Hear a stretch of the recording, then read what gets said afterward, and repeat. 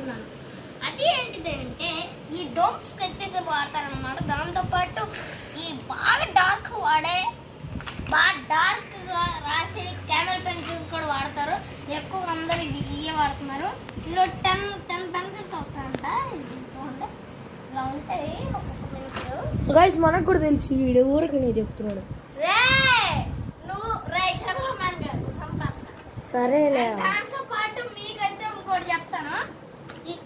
ఇదిగోండి ఆర్ట్ బిస్కెట్లు.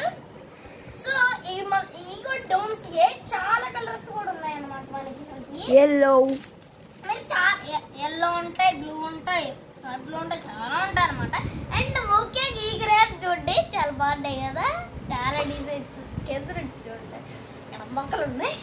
సో పిల్లలు ఎక్కువ యూజ్ చేసి ఇవే స్కెచెస్, స్కిట్లు, పెన్సిల్స్ అయితే వాడతారు పిల్లలు. అండ్ దాంతోపాటు ఏ 3 బ్యాగ్, ఇది